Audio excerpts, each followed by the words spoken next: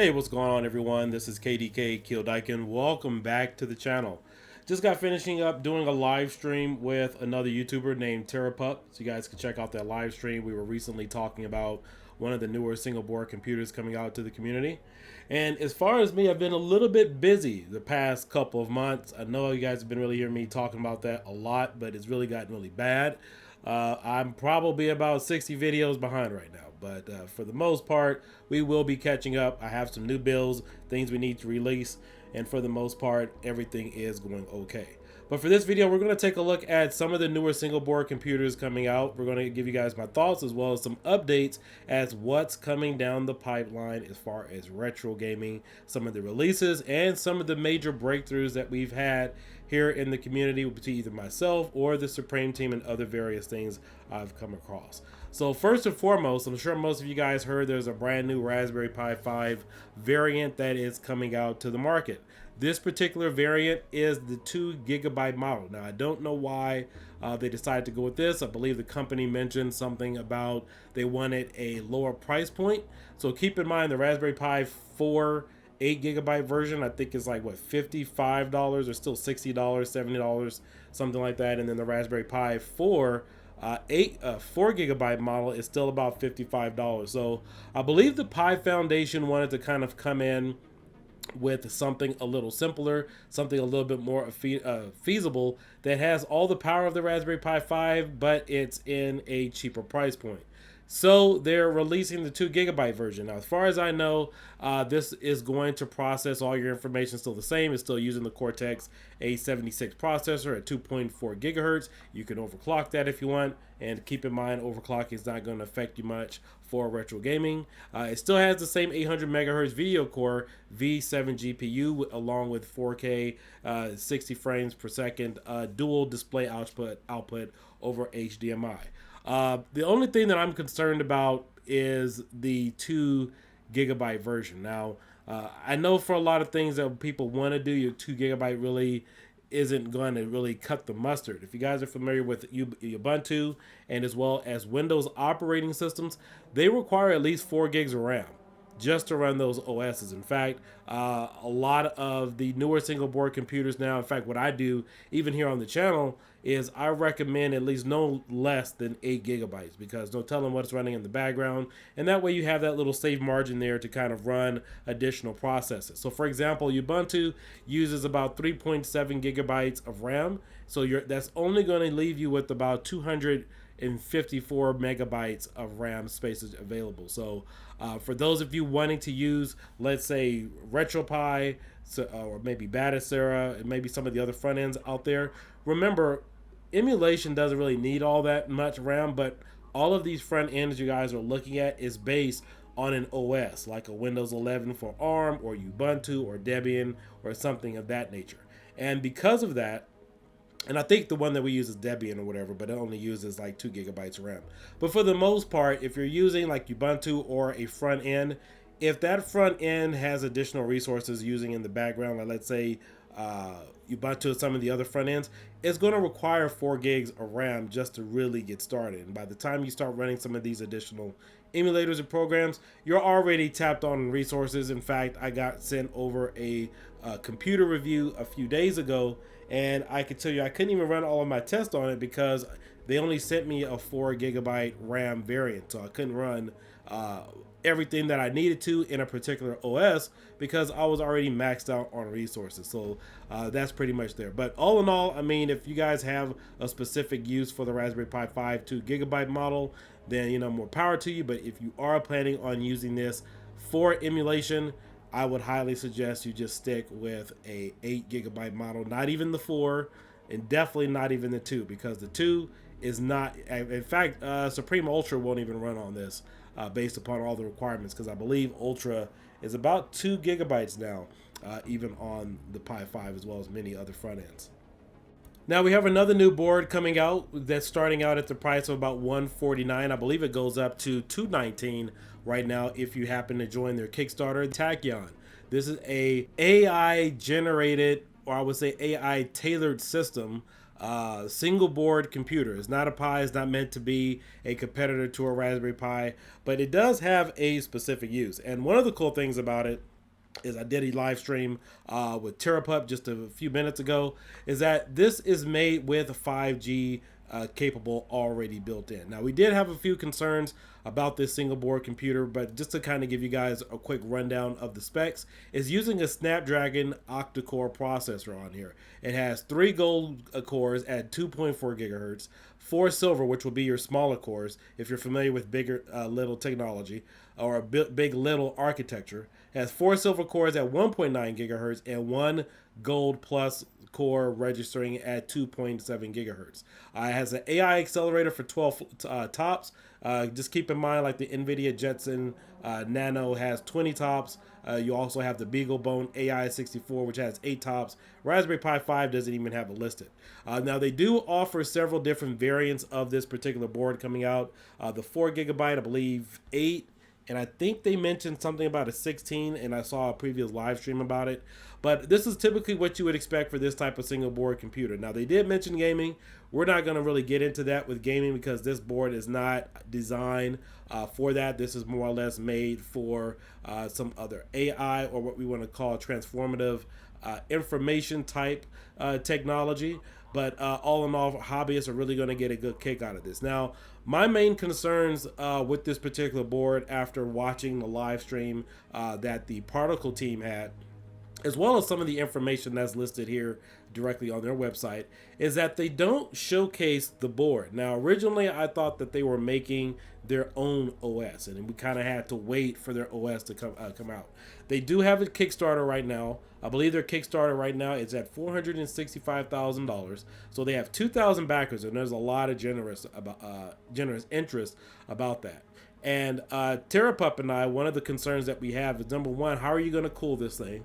But basically, after I looked at some of the other comments, I looked at their web form. It runs pretty cool, and I believe one of the videos that they did post showed it was running somewhere at about 24 degrees Celsius, which is honestly really quite low. But the other case is it doesn't have any cases made for it. You're paying $149 to about $219 as a Kickstarter.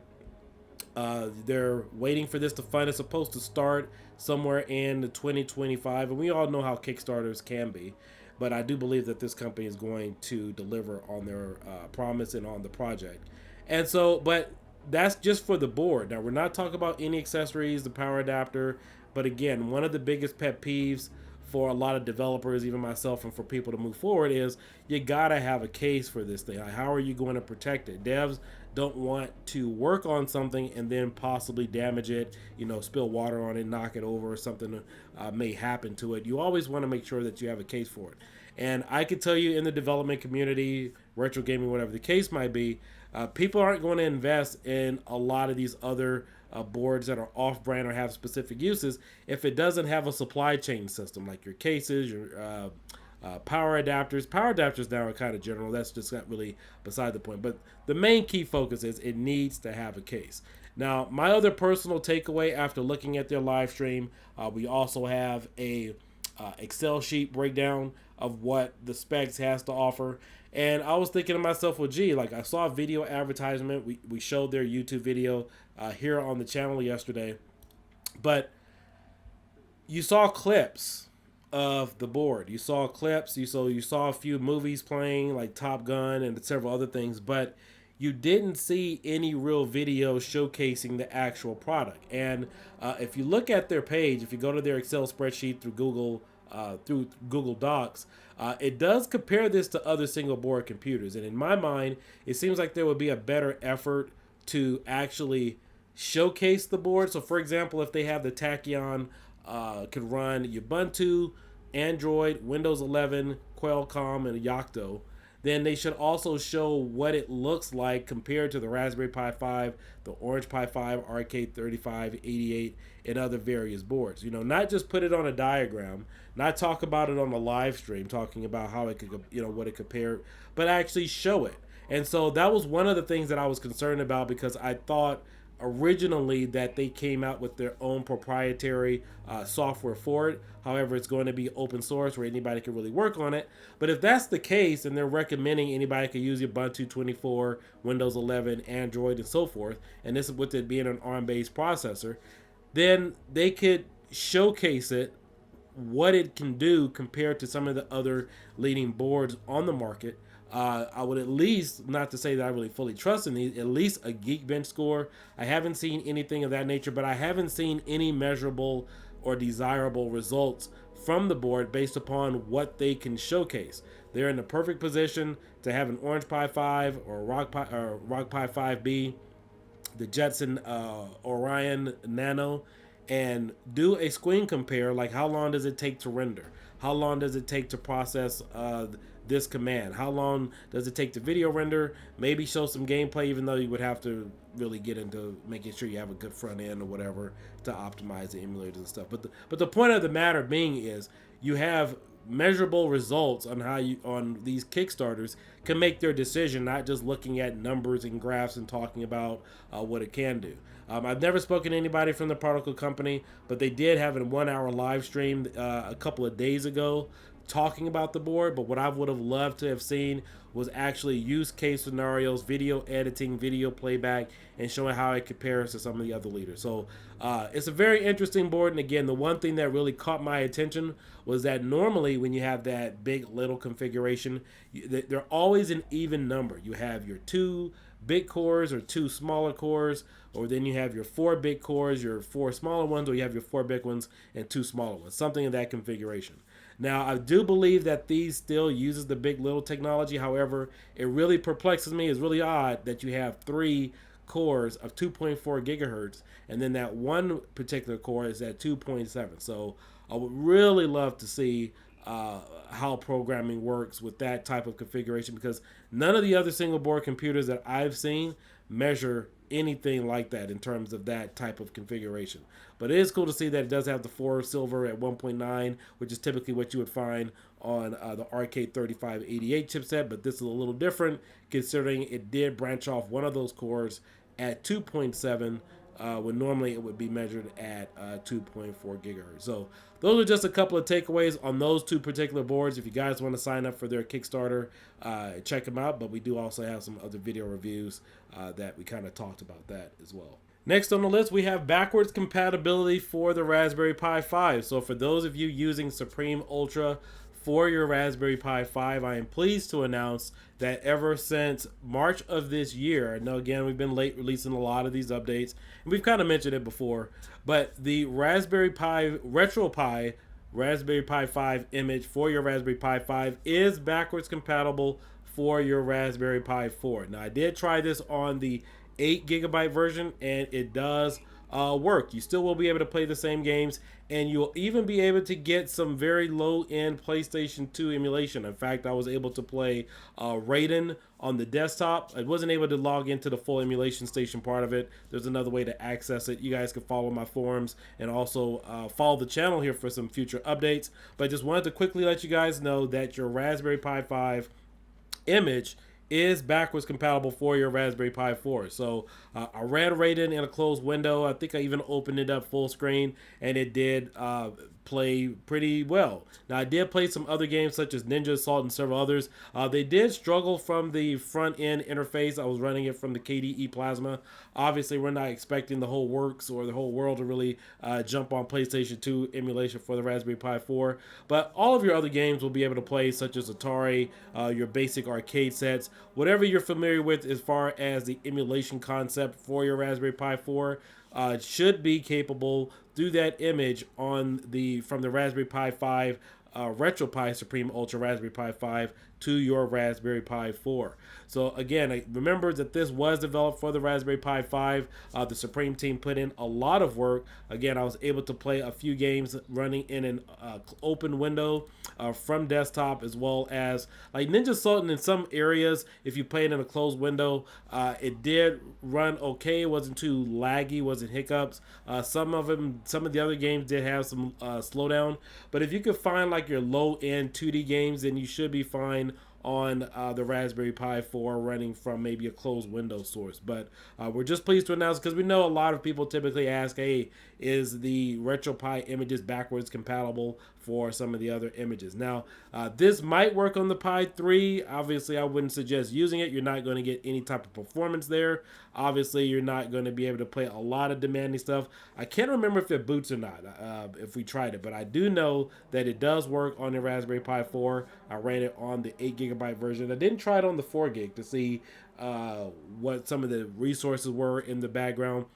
But it's just cool to know that some of you will have that flexibility. So right now, I know that there's about 3 builds out that I know I put out one of them. I know with Maximum Carnage, you should be able to play on your Raspberry Pi 4. The only thing that I haven't tested it with is to see if you make some changes to get this to work on the Raspberry Pi 4, will it work again on the Raspberry Pi 5 without any typical issues? I know previously we've had some builds where if you loaded on one particular board, it would lock to that one. I know that's not really the case here.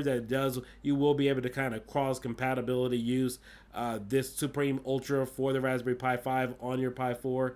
But again, just giving you guys a heads up, so if you guys want to play around with it, if you're wondering about it, backwards compatibility is a thing. It's been present since March, which, you know, we kind of made some few comments about it, but if you guys didn't hear about that, you are hearing about it now. Next on the list, we have the Impossible. Now, this was a build that I released on the higher tier Daikin Mastery for that type of support. For those of you who are Patreon followers and subscribers, that particular Retropie build is the latest version of Supreme Ultra for the Raspberry Pi 5 and as well as the Orange Pi 5. Now, what this primarily consists of is it has all the new updates, it has all the new emulators, and additionally, there's been a few tweaks and modifications to it since we released this, or at least since I released this on May 28th of this year.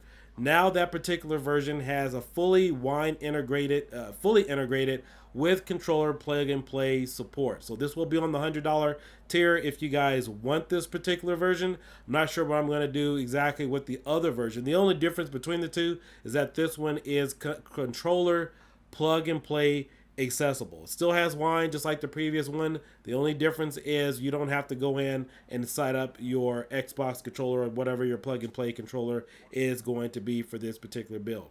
This build was listed at Supreme Raspberry Pi 5 1.4.5, right? I believe it might be 1.4 0.6. I'm sorry, 1.4.6. Has all the same features. It has wine integration. The only thing that it does not have, I know some of you guys are looking forward to this, is that it doesn't have any of my customizations added to it. I would have to go in, tweak a few things for the emulators, so it will run everything as defaulted PlayStation 2 would, as well as several other systems. I have not tweaked it on my part at all. So a lot of PlayStation 2 games will run. Again, it's just some of those harder to run games, like let's say your Time Crises, your Tekkens, as well as several other ones, will need your own custom configuration in order to get it working. So other than that, that's pretty much the update for that particular build. I know a lot of you have been requesting it. I'm not sure what I'm going to do with the other previous version, but this is the new one that I will be supporting going forward on the support page, is wine being fully integrated with controller plug and play tier. I'm sorry, plug and play accessibility. So that one's never really been talked about, but that one has been it was pretty much made, I think, back in June or July, and I just wanted to keep you guys updated in regards to that. Next on the list, this is the elusive exclusive build that, again, we definitely need to get around to.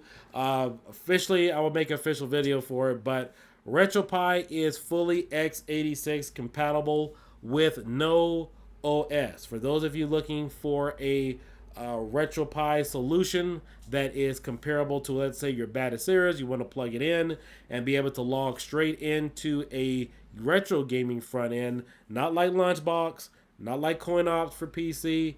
This will log you directly into gaming Retropie without needing any type of front end. You guys have seen me show it off here on the channel. And we've had this build, I've been tinkering around with this since December of last year. The name of that build is called Supreme X1. I've showcased it here. Very phenomenal numbers. I've used it on, in fact, it's actually named after the UE2 X1, which I got here on the channel last year in November.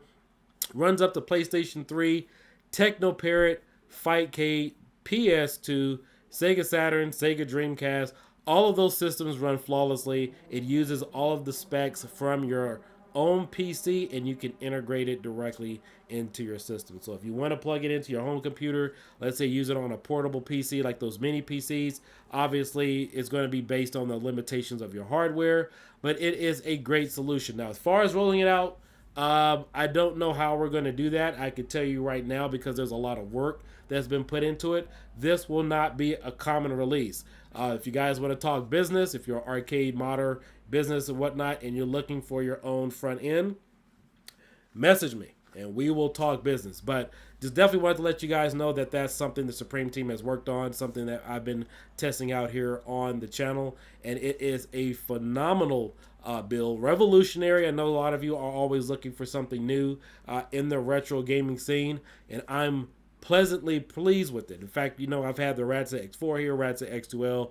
UE2 X1, which is why it has its namesakes, and it's really helped me out just being able to make videos, having a retro gaming interface that I can just quickly plug in to an x86 based single board computer or a PC or my desktop and jump straight into the action. And it runs pretty well. I can tell you the default attempts are about 34. I run PlayStation 2 and even PlayStation 3, even on some of the single board computers, and my temps are only about maybe 62 degrees. And typically the chips that I run them on only go up to about 105 degrees Celsius. It's not an ARM-based single board computer. But yes, you have your Technoparrot, you have your Fightcade. If you want to use your light guns like Sending or whatever the case might be, it will run. Killer Instinct, NFL Blitz, everything that you guys are familiar with on your x86 as far as running perfectly as emulation should. Your Sega Saturns, your N64, all run flawlessly. Now, even on your some lower end single board computers like your X2Ls and even your UE2's X1, you can still customize it, modify the emulators, or tweak the emulators to even get much better performance out of it. Trust me, you will not have to tinker around or toy around with it just as much as I have on the Orange Pi 5 and also the Raspberry Pi 5. None of that stuff. Most of this stuff will work flawlessly if you have a decent type chipset. But it's a really cool build, real phenomenal build. Make sure you guys stay tuned and watch the official review for that, because it's been a while. I know people have been asking, like, hey, Keel, when are you going to release a video for that? It's been since December of last year since we've had it. And so when you guys have heard me say I'm backlogged, I need to just catch up on stuff because I've been going to a lot of events like Evo, vacationing, back and forth to Vegas, doing stuff with fireworks and RC cars. I can't believe we're almost in September, and I'm just now trying to catch up with a lot of this stuff. So yeah, but I've been doing a lot of testing, so pretty much that's kind of what some of the things that you guys will be looking at and being able to experience here on the channel, as well as Patreon subscribers. New development in the area. We've talked about new development with newer boards coming out. We have the Radxa Rock 5C as well as the Orange Pi 5B. I believe it's the Orange Pi 5 Plus and the Orange Pi 5 Max. Now, a few months ago, I did mention that we would be moving on to supporting the Orange Pi 5, I think it was the Max I made an announcement about.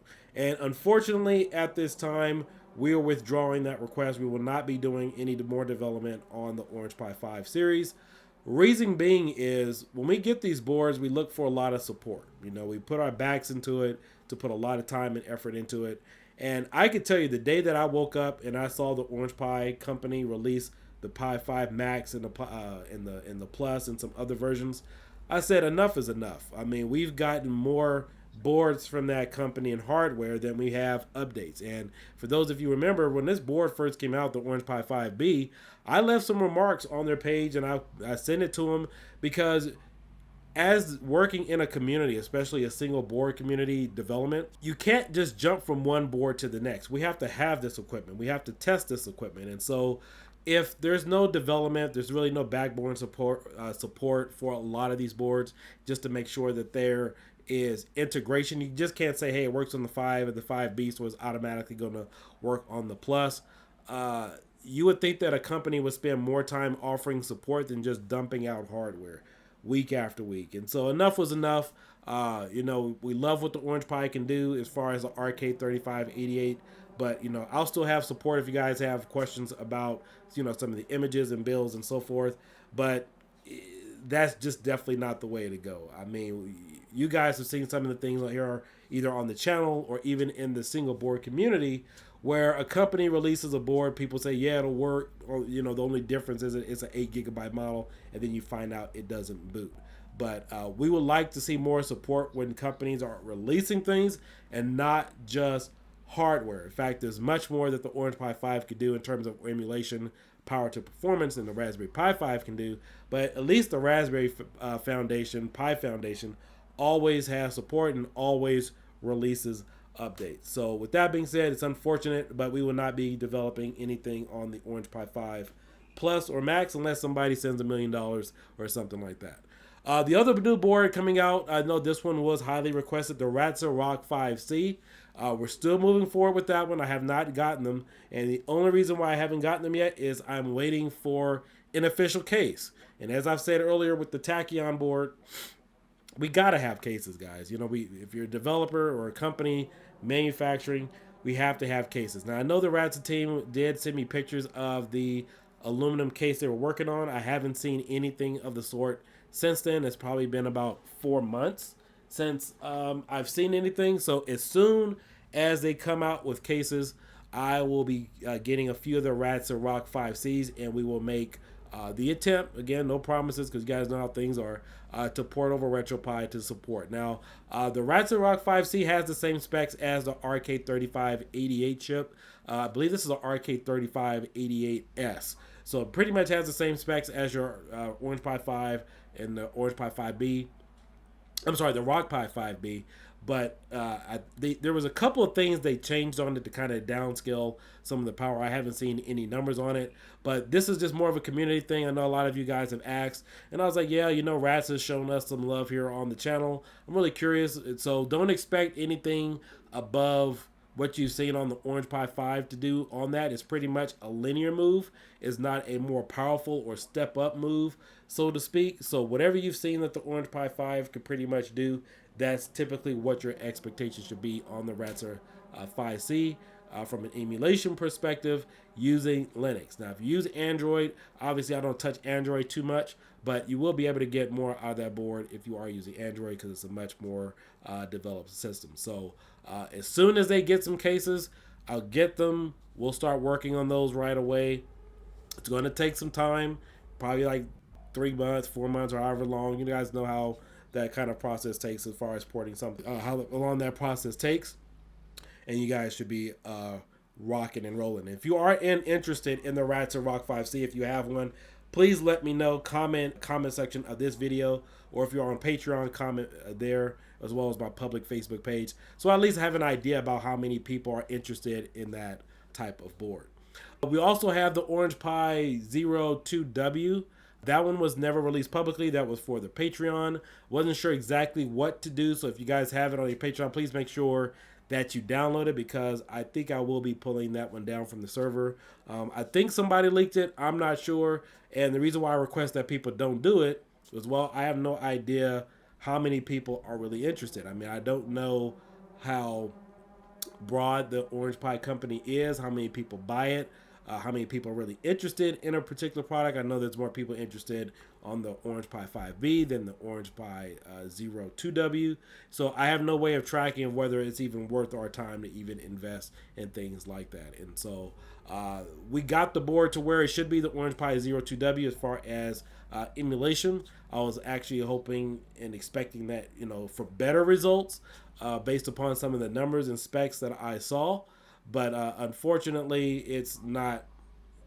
It's good for what it is. I just want to say it's good for your basic emulation. But I thought we would be able to get a little bit more out of that. So I may be pulling that down from the server here in the next few weeks. Just wanted to keep you guys updated, because it's been a while since we've kind of talked about just general retro gaming and other projects that are currently going on right now. Now, last but not least, the UYI2 X1 single board computer. Our first showcase this here on the channel, I believe it was November, December of last year, one of my favorite, if not my favorite, single board computer that's out there in terms of power to performance for $109. And you know, it's really unfortunate that this board isn't talked about a lot. I will have some more videos on it. I got videos from even last year that I have not even shared here with it on the channel. But I made some suggestions to the company when it first came out, and it looks like they delivered.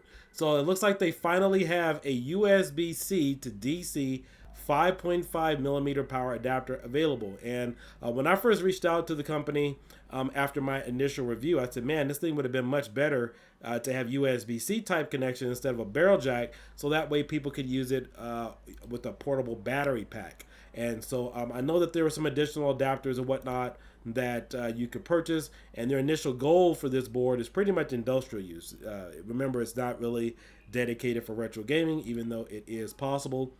So now they do have a barrel jack to USB-C adapter, so you could use it or power it from a USB interface. I'm happy about this. In fact, I need to pick up one of these. I haven't even put in my order yet, but this is really good for those of you who want to use some other standard type connections, or even power it from a portable battery charger or portable battery jack, just like I do. So but again, I'm really happy that they are succeeding over there. They have a number of cool boards that not only they make, but they also cater and also offer other particular projects. And you know, just as a side note, this UE2 X1 single board computer is one of the coolest things around, because how often do you find a single board computer that has two microphones on it?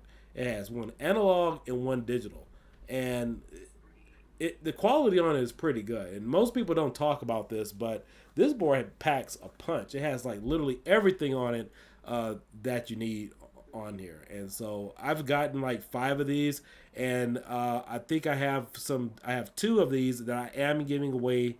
I believe I'll do that in the month of September, because I do have 2 planned giveaways. One being Marvel vs. Capcom Collection.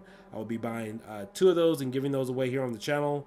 Also, make sure you're subscribed to Patreon. And then also, I will be giving away 2 of these devices. Not sure how I'm going to do it, but I may do a tournament and then give these away to the winners. So I'm still kind of working out and hashing out some of those details. So with that being said, I want to thank you guys all for subscribing, liking the channel. Make sure you share this video if you found it informative. Please let me know. But this is just a video to kind of keep you updated about what's going on right now, and what I'm working on, what the Supreme Team is kind of working on, and some of the projects that are coming down the line, because there's a ton of updates from even last year that you guys haven't seen yet, and I can't wait to show those off here on the channel. And I'm just really glad I uploaded this in one video and didn't spread it across 5 or 6. So with that being said, you guys have a good night. This is KDK signing out. I will catch you later. Peace out. Bye-bye.